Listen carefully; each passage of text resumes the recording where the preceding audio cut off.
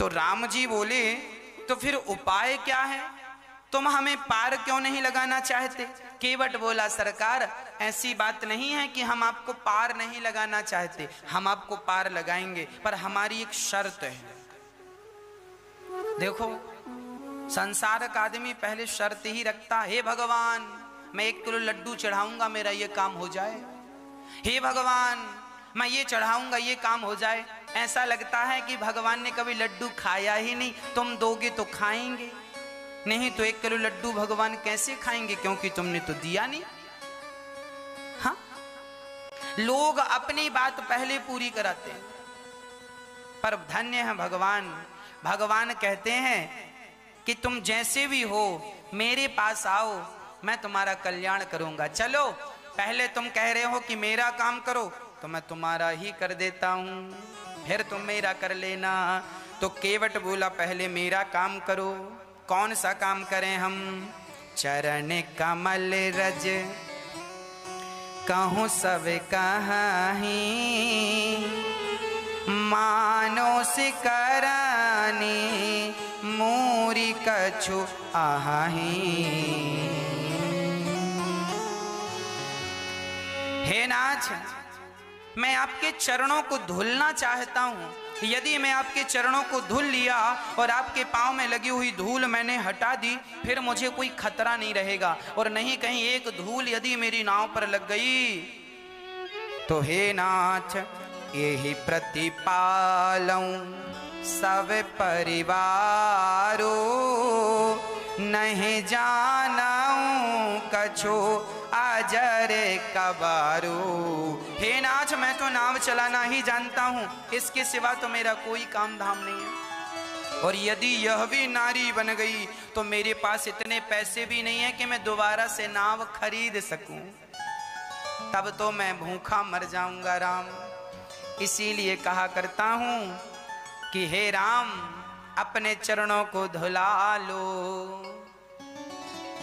है ना, अपने चरणों को धुला लो। केवट कहता है, राम जी कहते हैं सुनो हमें जरा जल्दी जाना है। केवट बोला सरकार जल्दी जाना है तो आगे पानी बिल्कुल कमर से है, आप चले जाओ वहां से। राम जी बोले मन में विचार किए कि कमर तक पानी को हम तो पार कर जाएंगे, पर सीता कैसे पार करेंगे, इसीलिए अब मजबूरी है। अच्छा प्रश्न यह खड़ा है कि केवट को ये बात कहां से पता चल गई कि राम जी के चरणों ने अहिल्या का उद्धार कर दिया। तो जब राम जी सो रहे थे निषाद राज के यहाँ पुष्प वृक्ष के नीचे, तब सुमंत्र जी निषाद और लक्ष्मण की जो बात हुई ना, उस बात को केवट ने भी सुना और राम के बारे में सारी बातें सुन ली कि राम जी ऐसे हैं कि चरणों की रज से अहिल्या का उद्धार। अब केवट, अच्छा ये केवट क्या और दूसरी नाव नहीं रही होंगी उस घाट पर? भाई किनारे पर तो 4-6 नाव मिल ही जाती हैं, कोई एक नाव चल तेरे ज्यादा भाव बढ़ रहे हैं, तू बड़ा भाव बढ़ा रहा है, हम दूसरे के साथ जाएंगे। पर विडंबना तो यह थी कि उस दिन उस घाट में केवल एक केवट की ही नाव थी। क्यों?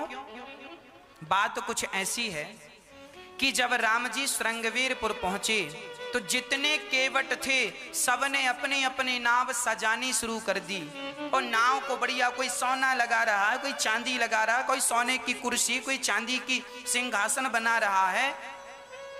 ये केवट बड़ा गरीब था और बड़ा प्रेमी था। इसने पूछा कि भैया आज आप लोग नाव क्यों सजा रहे हैं? उस घाट पर बहुत सारी नाव थी, बहुत लोग थे, बहुत केवट थे। तो केवट ने सबसे कहा नाव सजा रहे हो, सोना चांदी लगा रहे हो, क्या बात है? तो सबने कहा राम जी आ रहे हैं, जिसकी नाव सबसे सुंदर दिखेगी राम जी उस पर जाकर बैठ जाएंगे। अब केवट मन मन में रोने लगा, मेरे पास तो कोई पैसा ही नहीं है, मैं तो नाव में प्लास्टिक की कुर्सी लाने की भी ताकत नहीं रखता, मैं सोना चांदी कहां से रखूंगा, लगता है मेरी किस्मत में राम नहीं है। तो एक बार, अच्छा उस क्षेत्र के राजा थे निषाद राज, एक बार निषाद राज ने जंगल में रास्ता भटक गए और बहुत प्यास से तड़प रहे थे, तो उन्हें एक बार केवट ने पानी पिलाया। वो भी रास्ते से आ रहे थे और केवट ने पानी पिला करके निषाद की रक्षा की। तब निषाद ने कहा, केवट तुम हमसे कुछ मांग लो। तो केवट ने निषाद से कहा, हम आपसे अभी नहीं, जब जरूरत पड़ेगी तब मांगेंगे। तो जब सब लोगों ने नाव सजाने लगे तो वहां के राजा थे निषाद राज। केवट निषाद के पास गए और कहा, आपको याद है आपने मुझे एक वरदान देने को कहा था? हाँ हाँ याद है।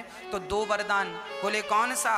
बोले कल सुबह से लेके शाम तक इस घाट में केवल मेरी नाव रहेगी। अब राजा था, वो वचन दे चुके थे, तो निषाद राज ने सारी नावों को हटवा दिया और एक नाव बची थी केवल केवट की। ये केवट कौन था? ये केवट एक्चुअली क्षीर सागर में जब भगवान नारायण लक्ष्मी जी के चरण, भगवान नारायण के चरण माता लक्ष्मी जब दबा रही थी, तो उसी समुद्र में एक कछुआ रहा करता था। कछुआ, वो कछुआ बार बार आए और भगवान नारायण के चरणों को ऐसे छुए, और जैसे ही छुए तो शेषनाग भगवान थे, शेषनाग भगवान ऐसे फुसकारते, और फुसकारते तो वो कछुआ था फिर पानी में अंदर चला जाता, फिर वो आता और वो भगवान के चरणों को छूना चाहता था कछुआ, पर शेषनाग भगवान उसे छूने ही ना दे, बार बार डरा डरा के भगा दे। एक बार तो बहुत करीब आ गया और भगवान के चरणों को छूने ही लगा, तब भगवान शेषनाग भगवान ने ऐसी फुसकार लगाई, बेचारा कछुआ निपटने लगा, मरने लगा। तो मरते मरते उस कछुए ने भगवान से कहा, प्रभु आपके चरणों को स्पर्श करने की इच्छा है, आपके चरणों को स्पर्श करने की इच्छा लेके मर रहा हूं, बताओ मेरी इच्छा कब पूरी करोगे? तब भगवान नारायण ने तुरंत उठकर उस कछुए को अपने हाथ में लेकर कहा, तू प्राण त्याग रहा है, मेरे चरण छूना चाहता था ना, अगले जन्म में तू केवट बनकर आना और मैं खुद अपने चरणों को धुलवाने तेरे घर आऊंगा, अपनी मर्जी से चरणों को धुल लेना। वही कछुआ केवट बना और आज राम जी केवट के यहाँ कह रहे हैं। केवट बोला, मैं दशरथ जी की सौगंध खाता हूं, मैं आपके चरणों को धोए बिना मैं आपको पार नहीं लगाऊंगा। लक्ष्मण जी को गुस्सा आया, क्यों? अपने बाप की कसम क्यों नहीं खाता? मेरे पिता की खाता, कसम भी मेरे बाप की खाता, लो अपने बाप की कसम खा, मेरे पिता की क्यों कसम खाता है? लक्ष्मण जी बड़े गुस्से में, पार उतारता है कि अभी सुन, इतनी बड़ी बड़ी बातें ना कर, राम जी भगवान है, जानता नहीं है, जल्दी से पार लगा दे। लक्ष्मण जी धमकाने लगे तो केवट बोले, सुनो, हम परशुराम जी नहीं है ये तुम्हारी बातों से डर जाएं। अच्छा, परशुराम जी और लक्ष्मण जी का बड़ा संवाद हुआ, जब राम जी ने धनुष तोड़ा तो परशुराम जी आ गए। अब परशुराम जी बार बार कह रहे हैं, किसने धनुष तोड़ा, किसने धनुष तोड़ा? यहां फरसा है, यहां धनुष है, यहां बाण है, 4-6 धनुष लिए हैं। तो लक्ष्मण जी पास में चले गए, महाराज जी प्रणाम, किसने धनुष तोड़ा है? राम जी ने कहा, आपके दास ने ही तोड़ा है। किसकी हिम्मत, उन्होंने धनुष तोड़ दिया। तो लक्ष्मण जी कहते हैं, धनुष टूट गया तो इतना परेशान क्यों हो रहे हैं? आप धनुष जोड़ दीजिए, रिपेयर कर दीजिए। परशुराम जी बड़े गुस्से में, क्यों? हमें तुम धनुष सुधारने वाला समझ रहे हो क्या? लक्ष्मण जी बोले, आप 4-6 धनुष लिए हैं तो हमें लग रहा शायद रिपेयर करने वाले हो, सुधार दीजिए, टूट गया। और लक्ष्मण जी बार बार परशुराम जी फरसा दिखा रहे हैं। तो लक्ष्मण जी बोले, सुनो, हमें ये कुल्हाड़ी ना दिखाओ, हम क्षत्रिय हैं और हमारा काम धनुष तोड़ना ही है। बचपन में हमने ऐसे हजारों धनुष तोड़े हैं, तब तो तुम्हें गुस्सा नहीं आया, तब तो तुम आए नहीं। परशुराम जी बोले, इसको पिनाक धनुष शंकर जी का, और इसे तुम सामान्य धनुया कह रहे हो, धनुष कह रहे हो। लक्ष्मण जी बोले, देखो क्षत्रिय के लिए तो सारे धनुष एक बराबर होते हैं, चाहे शंकर जी का हो चाहे किसी जी का हो, हमने तो धनुष हमारे भैया ने तोड़ दिया, अब क्या प्रॉब्लम है, तुम्हें ज्यादा दिक्कत हो रही है तो जोड़ दो, फेविकॉल मंगवा लो, फेविक्विक से जोड़ दो। अब परशुराम जी बार बार कहें हमें जानते नहीं हो हम कौन है। 21 बार क्षत्रियों से विहीन कर दी पृथ्वी। लक्ष्मण जी बोले हाँ हाँ जानते हैं, तुम वही परशुराम जी हो ना जिनने अपनी मां का सिर काट दिया था। अब परशुराम जी चुप रह गए। अच्छा, परशुराम जी ने 21 बार क्षत्रियों को पृथ्वी से विहीन किया है। क्यों किया? अब कई लोग कहते हैं कि क्षत्रियों को मार डाला। सारे क्षत्रियों को नहीं मारा परशुराम जी। परशुराम जी भी साक्षात भगवान है। परशुराम जी ने क्षत्रियों को मारा। किन क्षत्रियों को? दशरथ जी भी तो क्षत्रिय थे, राम जी भी तो क्षत्रिय थे। क्या दशरथ जी को मारा? जो आताताई क्षत्रिय थे, जो दुष्ट क्षत्रिय थे, जो ऐसे क्षत्रिय थे जो कि लोगों को परेशान करते, उन क्षत्रियों का तो परशुराम जी ने 21 बार उनको मारा। किसको? सहस्त्रार्जुन को। सहस्त्रार्जुन नाम का एक व्यक्ति था, बड़ा आताताई था। उन दुष्टों को मारा जो अच्छे कोटि के क्षत्रिय थे। जनक जी भी क्षत्रिय थे, दशरथ जी भी, ये सब क्षत्रिय थे।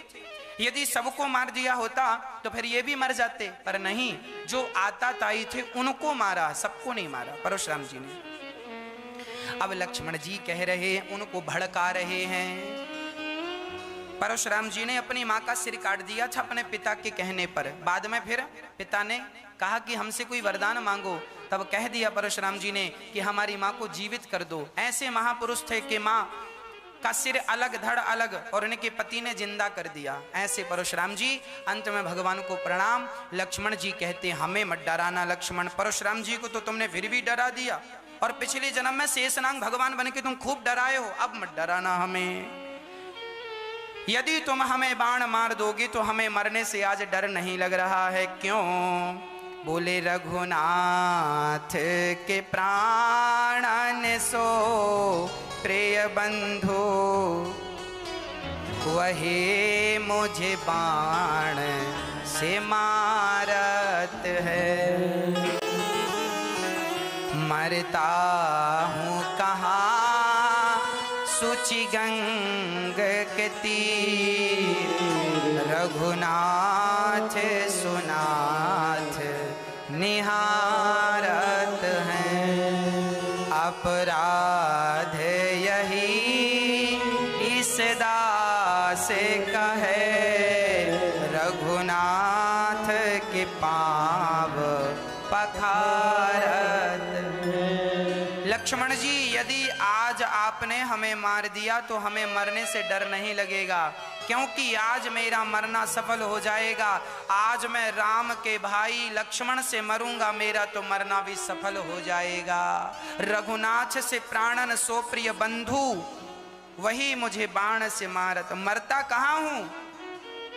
गंगा के किनारे। यमराज पूछेंगे क्यों तुम मर के आए हो, तुमने क्या अपराध किया था? बोले मैंने अपराध यही किया था कि रघुनाथ के पांव पखारत हूं। यदि भगवान के चरण धोने की सजा मृत्यु दंड है तो लक्ष्मण जी मुझे मार डालो, मैं मरने को तैयार हूं, पर मैं बिना पांव धोए पार नहीं लगाऊंगा। सुनी के वट के बैन प्रेम लपेटे अटपटे, बेहसे करुणा ऐन चितय जान की लखन तन। आज केवट के उल्टे सीधे वचन सुनकर, प्रेम की बातें सुनकर भगवान मुस्कुरा पड़े। अच्छा, राम जी मुस्कुराने क्यों लगे? केवट कहता मैं दोनों पांव धोऊंगा। राम जी लक्ष्मण और सीता की तरफ देख के मुस्कुराए। क्यों मुस्कुराए राम जी? राम जी इसीलिए मुस्कुराए क्योंकि राम जी के चरण ना हमेशा लक्ष्मण जी दबाते थे, रोज का नियम था। राम जी के पांव रोज लक्ष्मण जी दबाते थे। जब शादी हुई, सीता जी आई तो अभी सीता जी कमरे में थी और लक्ष्मण जी ने दरवाजा खटखटाया, खोलो। सीता माँ ने दरवाजा खोला। क्या है लक्ष्मण जी? हमें पांव दबाना है। अब लो, दुल्हन बैठी है और देवर जी कह रहे हैं भैया के पांव दबाना है। अब लक्ष्मण जी पांव दबाने लगे राम जी के। एक पांव दबाया, 1 घंटे तक दूसरा पांव 1 घंटे तक सीता माँ बैठी बैठी जमाई ले रही हैं और लक्ष्मण जी जाने का नाम ही नहीं ले रहे कि जाएं कमरे से, और चरण दबा रहे हैं लक्ष्मण जी। दूसरे दिन फिर हुआ, दूसरी रात फिर आई, फिर लक्ष्मण जी ने दरवाजा खटखटाया। सीता माता को लगा हो सकता आज आए, पर रोज आ रहे हैं। तब लक्ष्मण जी से सीता माँ ने एक दिन कहा, भैया लक्ष्मण एक बात कहें? हाँ कहो माँ, क्या बात है? बोले आपसे हम कुछ मांगना चाहते हैं। हाँ हाँ माँ मांगो, आप जो मांगेंगी देंगे। तो फिर एक काम करो, ये जो चरणों की सेवा है ना जो आप करते हैं, ये सेवा हमें दे दीजिए, हम राम जी के चरण दबाया करेंगे। लक्ष्मण जी बोले मैं विचार कर लूं। लक्ष्मण जी ने सोचा सोचा सोचा सोचा, हाँ माँ हो सकता है, पर मैं दोनों पांव नहीं दे सकता आपको। एक प्रॉपर्टी मेरे पास रहेगी, एक आप रख लो। तो एक पांव आप दबाया करें, एक पांव हम दबाया करें। राम जी के दोनों चरण जो है ना, एक चरण सदा लक्ष्मी जी दबाती हैं और एक चरण उनके भक्तों के लिए खाली रहता है। अब लक्ष्मण जैसे भक्त बनकर आप भी दूसरे पांव को आप भी दबा सकते हैं, अपना नाम भक्तों की लिस्ट में दर्ज करा सकते हैं। एक पांव लक्ष्मी जी हमेशा दबाती हैं, सदा दबाती हैं, दूसरा पांव खाली है। ये किसके लिए खाली है? हम जैसे तुच्छ भक्तों के लिए।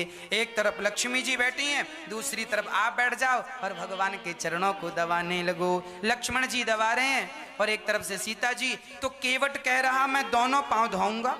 मानो राम जी कह रहे हैं आप एक एक पांव की सेवा पाते हो रही है, आपसे भी खुश नसीब है जो एक साथ दोनों पांव की सेवा प्राप्त करना चाहता है। ये अवसर तो माता सीता को भी नहीं मिला, जो अवसर आज केवट लेना चाहता है। केवट ने कहा हमें तो नाथ चरण धोना ही है। जासु नाम सुमिरत एक बारा, उतरहि नर भव सिंधु अपारा। जिनका एक नाम लेने से लोग भव सागर को पार कर जाते हैं, भव का सागर पार कर जाते हैं, आज वही राम कह रहे हैं कि हमें केवट नाम लाओ और हमें पार लगाओ। बड़ा आश्चर्य है ना। केवट ने कहा जल्दी से आप आज्ञा दो। तो केवट जी ने आज्ञा भगवान से ली। केवट राम रजाय सुपावा, पानी कठवता भरी ले आवा। केवट ने जब राम जी की आज्ञा पाई तो कठौती में पानी नहीं लाया, कठौते में पानी भर के लाया। कठौता पुल्लिंग होता है, कठौती स्त्रीलिंग होती है। कठौते में पानी इसलिए लाया क्योंकि कठौती लाता तो भगवान के चरणों से हो सकता स्त्री बन जाए। तो बोले कठौती से तो लड़की ही बनेगी, कठौता से लड़का बन जाएगा। लड़का बन भी गया तो नाव चलाने के काम आएगा, इसीलिए कठौता में पानी लाया। अब पानी लाया, बड़े से परात में एक थाली लाया, राम जी के चरणों को रखा और राम जी के चरणों को कठौता में पांव रखा। एक कठौते में पानी भरा और एक कठौता मतलब एक लकड़ी का बर्तन होता है जिससे पानी उलीछा करते, नाव में पानी भर जाए ना तो उसी से उलीछते हैं। तो कठौते में क्यों पानी लाया? केवट कहता है कि इस कठौते ने मुझे कई बार डूबने से बचाया है। पानी नाव में भर जाता तो कठौते उलीछते हैं, इस कठौते ने कई बार मुझे डूबने से बचाया है। तो केवट कहता है कि कठौता कई बार तूने मुझे डूबने से बचाया है, आज मैं तेरे ऊपर राम के चरण रखवा करके मैं तुझे भी डूबने से बचा लूंगा, तू भी डूबने से बच जाएगा। राम के चरण जब तेरे मस्तक पर आ जाएंगे तो तू भी भव सिंधु को पार कर जाएगा। केवट ने घिस घिस के चरण धोए, खूब आनंद से चरण धोने लगे तो राम जी हिलने लगे। राम जी बोले जरा धीरे धीरे चरण धो, हम गिरे जा रहे हैं। केवट बोला मेरे सिर पे हाथ रख लो। जब केवट के सिर पर राम जी ने हाथ रखा तो राम जी की आंखों में आंसू आ गए। केवट ने कहा, सरकार आप रो क्यों रहे हैं? केवट के वचनों को सुनकर राम जी ने कहा, केवट मैंने सुना था कि अभी तक मैं ही भक्तों को संभालता हूं, पर आज पता चल गया कि तुम जैसे भक्त तो हमें भी संभाल लेते हो। राम जी जब डगमग डगमग डोलने लगे तो केवट ने राम जी को संभाल लिया। राम जी केवट के मस्तक पर हाथ रखते हैं और जब चरण धोए, चरण धो करके राम जी ने कहा, अब लगाओ पार। पत्नी को बुलाया, सुनती हो भाग्यवान? पत्नी आई, क्या है? अरे बोले, तुम हमसे 10 साल छोटी हो, जरा तुम पांव धो, और पांव में देखो धूल तो नहीं लगी। अब पत्नी भी घिसने लगी। तभी बच्चों को बुलाया, यहाँ आओ, यहाँ आओ। बच्चे आए, बोले तुम्हारी आंखें बढ़िया नहीं है, तुम भी धो। मानो केवट राम के चरणों से सबको जोड़ रहा है। ये हमें भी सीखना है, हम भी अपने बच्चों को राम के चरणों से जोड़ें। और केवट सबको, अब राम जी बोले, अब देर ना लगाओ, पांव धुल लिए, अब आप हमें पार लगाओ। केवट बोले, सरकार अभी पार नहीं लगा सकता, अभी जो वेटिंग में खड़े हैं, जो आपसे पहले थे, उन्हें पार लगाऊंगा। राम जी बोले, यहां तो हम ही हैं और दूसरा तो कोई नहीं है। केवट बोले, सरकार हमारे जो पूर्वज हैं, इनको हमारे जो पद पखारे जलपान करे, आप सहित परिवार पितर पार करी प्रभु पुनि मुदित गयों ले पार। अपने आप को चरणामृत पिया, अपने पितरों के नाम से चरणामृत छोड़ा, तो भगवान के चरणों का चरणामृत जब पितरों के नाम से छोड़ा तो केवट के सारे पितर तर गए। पितर पार, सब पार हो गए, जो वेटिंग में थे सब पार हो गए। आकाल मृत्यु हरणम सर्वव्याधि विनाशनम विष्णु पादोदगम पीत्वा पुनर्जन्म न विद्यते। भगवान के चरणामृत की महिमा है। आप रोज ठाकुर जी को नहलाते हो ना, भगवान को बढ़िया से थाली में बिठाओ, ठाकुर जी को, श्याम सुंदर को, लड्डू गोपाल जी को और सालिग्राम भगवान जी को एक थाली में कमल दल बनाओ, चंदन का कमल दल चंदन का बनाओ और भगवान को बिठाओ और जल से, दूध से स्नान कराओ। और भगवान को नहलाने के बाद जो पानी बचता है ना, वह चरणामृत होता है। उस चरणामृत को पिया करो, बच्चों को पिलाया करो, परिवार में सबको पिलाया करो। जो चरणामृत पी के रोज निकलते हैं, उनकी अकाल मृत्यु कभी नहीं होती। अर्थात जो भगवान की शरण में होते हैं, भगवान उनके रक्षक होते हैं। अकाल मृत्यु हरणम, अकाल मृत्यु कभी नहीं होती। किसकी? जो भगवान के चरणामृत का नित्य सेवन करता है। चरणामृत जो स्नान के बाद जल है, उसका चरणामृत ठाकुर जी का लिया करो। केवट ने अब राम जी को नाव में बिठाया और नाव डगमग डगमग चली, डगमग डगमग चली। अब नाव भंवर में यहां वहां हिचकोले खाने लगी। राम जी ने कहा, केवट जरा आहिस्ता, धीरे धीरे नाव चलाओ, हमसे तैरना नहीं आता, नाव डूब गई तो। केवट बोले, सरकार आप मेरा हाथ पकड़ लो। केवट कितने चतुर हैं, तुम क्यों नहीं पकड़ रहे हो राम जी का हाथ? केवट बोले, यदि मैंने राम का हाथ पकड़ा तो मैं अहंकार वश कभी भी भगवान को छोड़ सकता हूं, इसीलिए प्रभु मैं आपको नहीं पकड़ूंगा, आप मुझे पकड़ लीजिए। हाथ पकड़ते सबके और तू सबका साथी है, गर हाथ न पकड़ो तो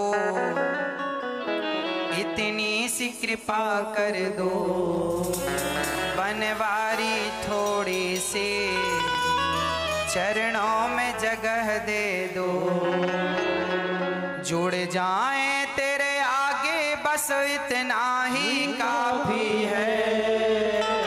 हे प्रभु, हम इतनी प्रार्थना करते हैं कि हमारे हाथ आपके सामने और आपके भक्तों के सामने सदा जुड़े रहें।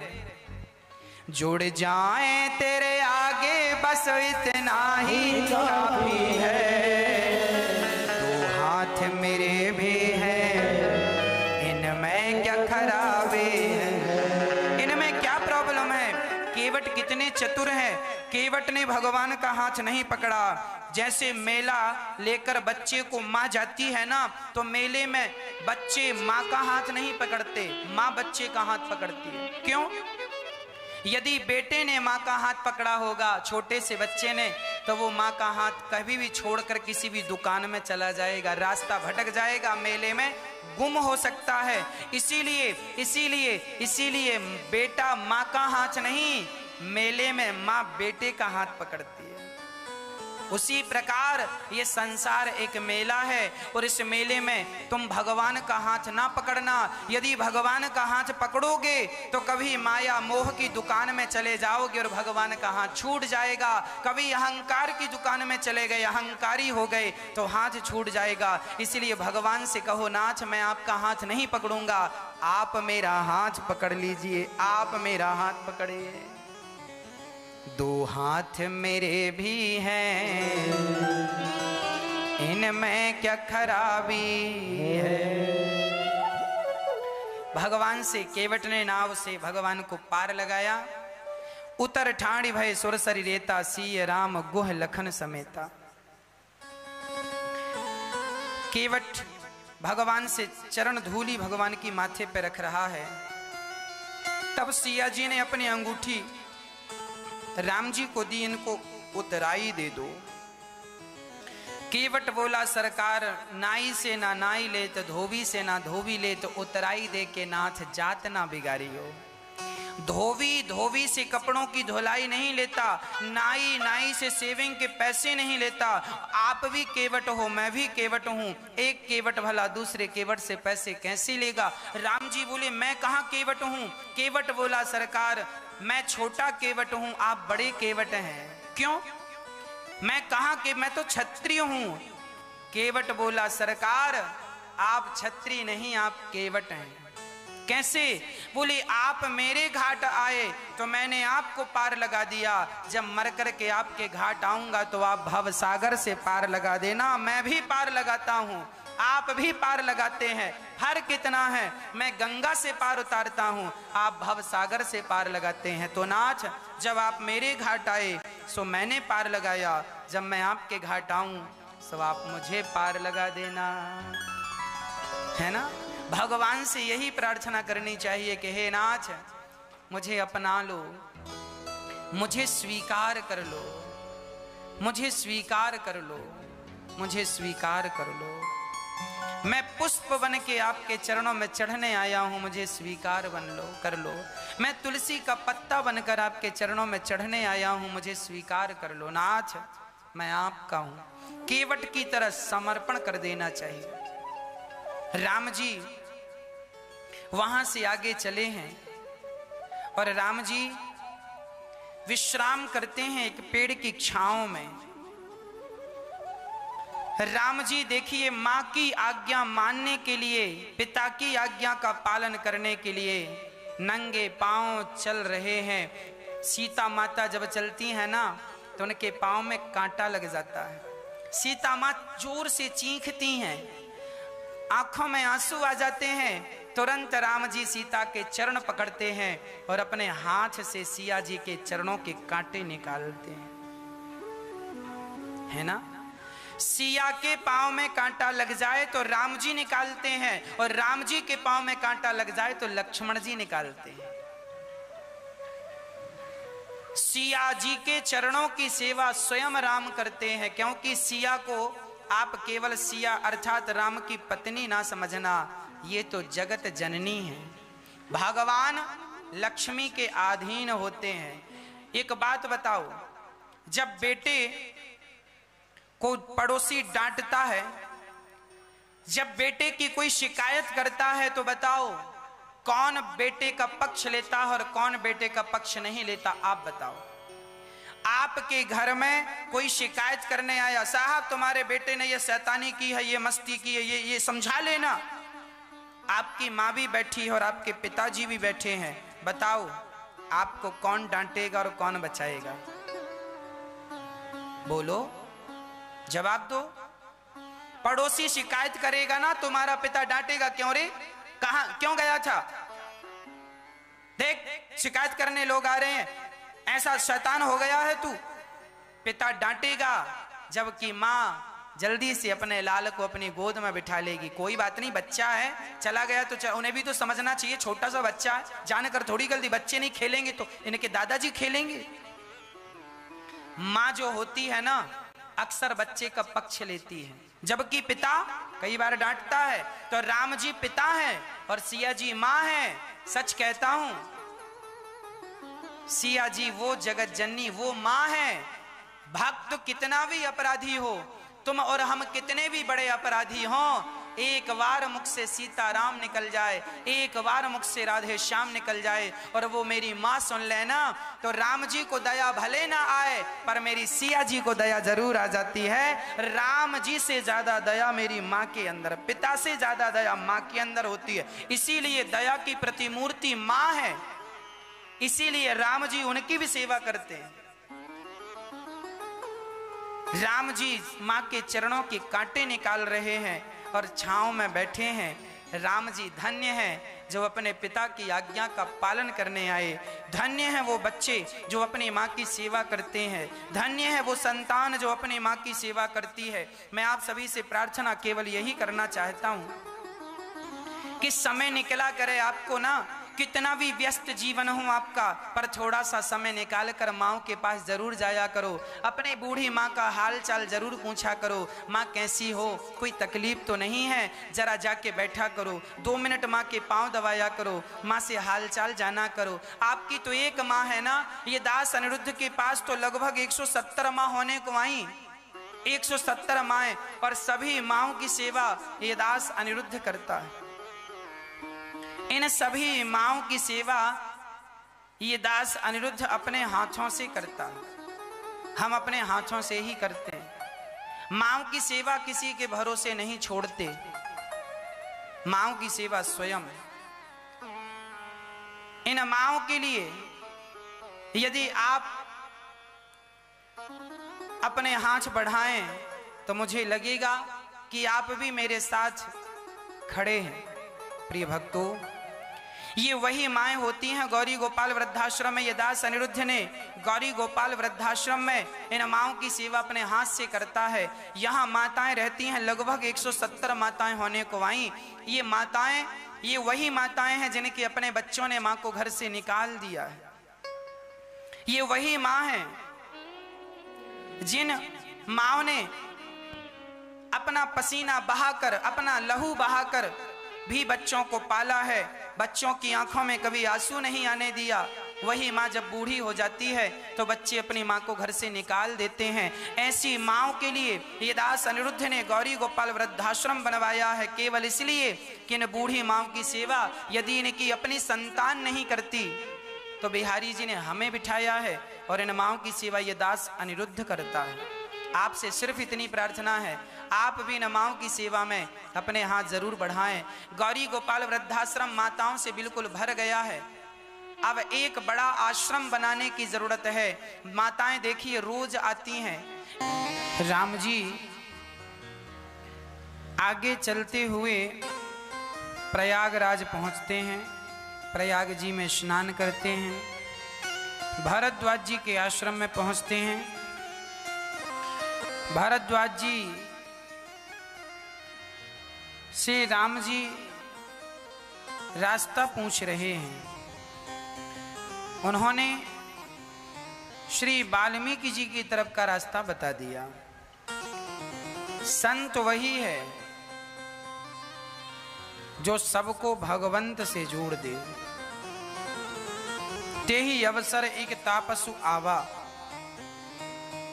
जब राम जी जा रहे थे प्रयागराज से आगे तो वहां एक तपस्वी आया। वो तपस्वी कौन था? स्वयं गोस्वामी तुलसीदास जी थे। भगवान का दर्शन कर रहे हैं, भगवान का आशीर्वाद ले रहे हैं, भगवान से मिलने स्वयं गोस्वामी तुलसीदास जी, ये सब महापुरुष हैं, भगवान का पावन दर्शन करने वाले हैं। और अब भगवान केवट और निषाद राज जी को विदा करते हैं। भगवान थके हुए थे और गांव की स्त्रियां भगवान को देख रही हैं। दूर दूर से गांव की स्त्रियां भगवान को देखने के लिए, बच्चे, स्त्रियां, पुरुष सब आ रही हैं और भगवान की सुंदरता देखकर सब मनमोहित हो रही हैं। कितने सुंदर हैं रघुनाथ जी, कितनी सुंदर हैं जानकी माता। उभय बीच सिय सोहही, सोहती कैसे, ब्रह्म जीव विच माया जैसे। भगवान श्री राम और लक्ष्मण के बीच में माता सीता सुशोभायमान हैं। चलते चलते एक गांव आया, सिया जी को प्यास लगी तो राम जी से कहती हैं कि प्यास लगी है। पास में एक गांव था, गांव के बाहर एक कुआं था, कुएं में गांव की महिलाएं पानी भर रही थीं। सब लोग पानी भर रहे थे कि सिया माँ पहुंच गई। कहा बहन बड़ी प्यास लगी है। तो गांव की वो सखियां जो पानी भर रही थीं, राम जी और सिया जी को देख कर ना इतने मोहित हो गए, बाल्टी में पानी भरें और बाल्टी से पानी डालें और जानकी जी दोनों हाथों की ऐसी अंजलि बनाकर पानी पीती जा रही हैं। राम जी ने पानी पिया, लक्ष्मण जी ने पानी पिए और पानी पीकर लक्ष्मण जी ने राम जी के चरणों में पानी डाल दिया ताकि चरण थोड़े ठंडे हो जाएं। जानकी माँ ने अपने चरण धोए हैं। अब कुएं में पानी भरने वाली गांव की सखियां सिया को अपने पास ले गईं। स्त्रियों के बीच में स्त्रियां बैठ गईं, पुरुषों के बीच में पुरुष। गांव की सखियां कह रही हैं सीता से, क्यों ये दो पुरुष कौन हैं? सिया जी ने बड़ा प्यारा जवाब दिया, ये जो सांवले हैं ना, सांवले, ये जो गोरे गोरे हैं ना, गोरे, ये गोरे वाले हमारे देवर जी हैं। अच्छा, ये गोरे वाले छोटे वाले तुम्हारे देवर हैं? हाँ हाँ देवर जी हैं। अच्छा, ये बड़े वाले कौन हैं? बड़े वाले सिया जी ने ये नहीं कहा कि ये हमारे पति हैं। क्या मर्यादाएं थी बोलने की? सिया जी ने कहा ये हमारे देवर हैं और ये हमारे देवर के बड़े भैया हैं।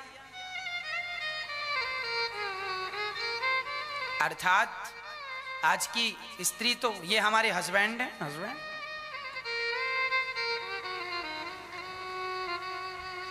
आपके हस्बैंड हैं, आपके पति हैं, ठीक है। फिर मैं कहूंगा कि मर्यादाएं बहुत जरूरी हैं। आप पति पत्नी हैं, पति पत्नी होने पर भी आप जब समाज में रहते हैं तो आपको मर्यादा में रहना चाहिए, है ना? मर्यादाएं लांघनी नहीं चाहिए किसी भी हाल में, किसी भी स्थिति में। मर्यादाओं का कभी अतिक्रमण ना हो। सिया जी बड़ी शालीनता से उत्तर दे रही हैं। देखती हुई राम जी को, सखियों को देखकर सिया ने हंस दिया। सारी सखियां समझ गईं कि ये इनके पति हैं। अच्छा, बहुत सुंदर हैं। ऐसी गांव की चर्चाएं होती हुई राम जी आगे चले तो श्री वाल्मीकि जी का पावन सा स्थान नजर आया। राम जी को देखकर वाल्मीकि जी दौड़ पड़े, महाराज आइए आइए, आपके दर्शन के लिए तो हमारी आंखें तरस रही थी। मुनि कहूं राम दंडवत कीन्हा, आशीर्वाद विप्रवर दीन्हा। चरणों में गिरकर राम जी ने, देखिए भगवान ही क्यों ना हो, भगवान भी संतों के चरणों में गिर के प्रणाम कर रहे हैं। धन्य है भगवान जिन्होंने अपनी हर मर्यादा का पालन किया है। संतों का सम्मान करना हम सभी का परम कर्तव्य है, परम धर्म है। इसीलिए हम कहते हैं कि गौरी गोपाल संत निवास जो बनेगा, यह आपको कुल को तारने वाला है। जब हम एक गज भूमि का सहयोग करेंगे और उसमें संत निवास बने और संत रहें तो उनके भजन का प्रभाव हम पर भी तो पड़ेगा। इसीलिए संत सेवा जरूर करनी चाहिए। हाँ, वाल्मीकि जी भगवान की सेवा करते हैं, भोजन प्रसादी जो भी फल फूल इत्यादि भोजन प्रसादी कराया। और राम जी ने वाल्मीकि जी से कहा, प्रभु आप हमें कोई स्थान बताइए जहां हम रह सकें। तो वाल्मीकि जी भगवान को रहने के स्थान बता रहे हैं। जगु पे खन तुम देख निहारे, विधि हरि शंभु नचावन हारे। वाल्मीकि जी ने कहा, वाह प्रभु, जो ब्रह्मा और शंभु को भी नचाते हैं वो आज हमसे पूछ रहे हैं कि हम कहाँ रहें। आप ही बता दो आप कहाँ नहीं हैं। जब राम जी ने कहा कि हमें रहने का कोई स्थान बताओ, हम कहाँ रहें, तो राम जी से पूछ लिया वाल्मीकि जी ने, आप ही बताइए कौन सी जगह है जहां आप नहीं हैं। हरि व्यापक सर्वत्र समाना, आप सब जगह हैं। राम जी ने कहा, हम सामान्य लीला कर रहे हैं, सामान्य स्थान बताइए। तब उन्होंने कहा कि सुनिए प्रभु, कर नित्य करहि राम पद पूजा, राम भरोसे हृदय नहीं दूजा। अब राम जी को कह रहे हैं वाल्मीकि जी आप यहाँ रहो। कहाँ? बोले जिनके हृदय में सदा आप विराजते हो, अर्थात जो दिन रात आपका चिंतन करता हो। प्रभु आप जाओ, ऐसे भक्तों के हृदय में जाकर के बैठ जाओ। आपका स्थान कहाँ है? भक्तों का हृदय। चरण राम तीर्थ चली जाही, राम बसहु तिनके मन माही। जिनके चरण तीर्थों की ओर जा रहे हैं, जो लोग तीर्थ यात्रा करते हैं ना, ऐसों के हृदय में जाकर के आप बैठ जाइए। हमारे हिंदू धर्म में तीर्थ यात्रा लोग करते हैं। भगवान के ने जहां जहां भगवान ने लीलाएं की हैं उन स्थानों को जरूर देख लेना चाहिए। मरने के पहले बिहारी जी का दर्शन कर लो, जगन्नाथ जी का दर्शन कर लो, द्वारिकाधीश जी का दर्शन कर लो, विठल नाथ जी का दर्शन कर लो, रंगनाथ जी का दर्शन कर लो। अरे मरने के पहले इनका दर्शन नहीं किया और इनका दर्शन किए बिना प्राण निकल गए तो भगवान पूछेंगे, धरती में तुम पापड़ बेलने गए थे, क्या किया, क्यों गए थे? तो इसीलिए तीर्थ यात्रा भी कर लेनी चाहिए और तीर्थ यात्रा समय रहते कर लेना चाहिए। बुढ़ापे का इंतजार नहीं करना चाहिए, बुढ़ापा आएगा तब तीर्थ यात्रा करेंगे। समय अच्छा है, बेटा बेटी का विवाह हो गया है, शरीर में हिम्मत भी है, अभी आप 50-60 वर्ष के हो, शरीर ठीक ठाक है, जाओ चारों धाम, एक महीने रहो सब जगह। सारी संपत्ति बच्चों को ना देकर कुछ अपने लिए बचाओ कि उस धन से आप तीर्थ यात्रा आनंद से कर पाएं, अपने हाथ से दान पुण्य कर पाएं। और स्थान सुनिए, मंत्र राजुनित जपहि तुम्हारा, पूजहि तुम्हि सहित परिवारा। जो परिवार तुम्हें सदा पूजता हो प्रभु और जो सदा आपके नाम का जाप करता हो, बस उसी के हृदय में जाकर के बैठ जाइए। मंत्र जाप मम दृढ़ विश्वासा। जो भगवान का नाम विश्वास के साथ जपते हैं, भगवान उनके हृदय में जाकर जरूर बैठते हैं। ये भगवान का स्थान कहाँ कहाँ रहते हैं? भगवान हृदय में रहते हैं। काम क्रोध मद मान न मोहा, लोभ न क्षोभ न राग न द्रोहा। जिनके मन में काम नहीं है, क्रोध नहीं है, लोभ नहीं है, राग नहीं है, द्वेष नहीं है, ऐसों के हृदय में, जिनका हृदय बिल्कुल निर्मल हो गया है, उनके हृदय में जाकर के बैठ जाइए। निर्मल मन जन सो मोहि पावा, मोहि कपट छल छेद न भावा। तिनके कपट दंभ नहीं माया, तिनके हृदय बसहु रघुराया। जिनके हृदय में कपट नहीं है प्रभु, आप उनके हृदय में जाकर के रहो। क्या कहता हूं, ये दास अनिरुद्ध कह रहा है और रामचरितमानस में लिखा है, आप लोग जितने जल्दी हो सके अपने कपट को समाप्त कर दो, कपट त्याग दो और सदा सदा के लिए भगवान को धारण कर लो। कपट जहां है वहां राम जी बिल्कुल नहीं है। निष्कपट हो जाओ, बिल्कुल अंदर बाहर एक से। ऐसा नहीं कि मुख में राम राम और बगल में छुरी। अच्छा एक बात बताओ, आप जब हमारे पास आते हैं, अर्थात आप जब अपने गुरुजियों के पास जाते हैं, गुरुजी के पास मिलने, तब आप अपने गुरुजनों के पास जाकर इतने अच्छे हो जाते हैं, ऐसा लगता है आपसे अच्छा कोई नहीं है। कितने अच्छा व्यवहार हो जाता है, आप हाथों पे मुस्कान बना लेते हैं, आप ही गुरुजी के पास जा रहे हैं, गुरुजी का दर्शन करेंगे, बिल्कुल प्रसन्न चित्त हैं आप, आपके अंदर कोई कपट नहीं, कोई द्वेष नहीं, बड़ी सरलता।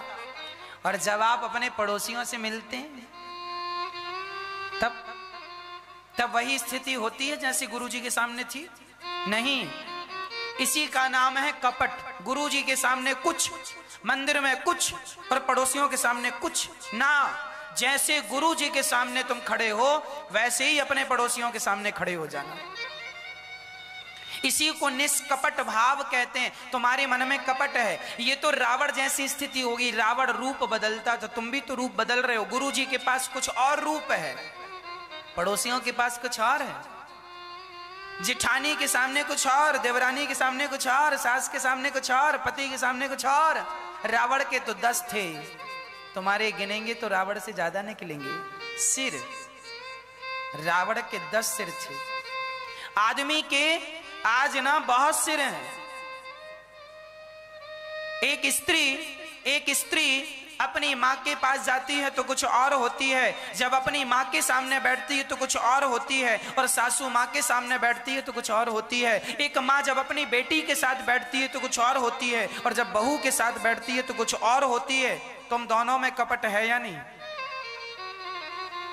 हाँ, इसी का नाम कपट है। जैसे तुम अपनी बहू से हो वैसे ही अपनी बेटी से रहो, वैसे ही अपनी पड़ोसन से, सबके साथ एक सा व्यवहार, एक सा प्रेम। कोई छोटा नहीं, कोई बड़ा नहीं, हमारी दृष्टि में सब भगवान तुल्य हैं। सबसे प्रेम करो, ना काहू से दोस्ती, ना काहू से बैर। कबीरा खड़ा बाजार में, सबकी चाहे खैर। ये निष्कपटता यह है। और आज का आदमी पल पल में अपने रंग रूप बदलता है, इसी का नाम कपट है। मैं कुछ कहूं और कुछ करूं, इसका नाम कपट होगा। इसीलिए मैं आपको कहा करता हूं ना कि हम टीवी पर आपको जो दिखाते हैं, यहां माताओं की सेवा हो रही है, टीवी पर आप देखते हैं, अन्न क्षेत्र चल रहा है, टीवी पर आप देखते हैं। जो टीवी पर देखते हैं वही चीज आप यहां आकर अपने नेत्रों से देख लीजिएगा। यदि हम आपको टीवी पर कुछ और दिखाएं और जब आप यहां आए तो कुछ और दिखेगा, तब तो फिर हम कपटी कहलाएंगे। इसका मतलब हम दिखा कुछ रहे हैं, कह कुछ रहे हैं, और रियल में है कुछ और। इसीलिए हम कहा करते हैं कि दास अनिरुद्ध, मैं यदि निष्कपट हूं तो मेरी निष्कपटता का आप स्वयं आकर निरीक्षण कर लें।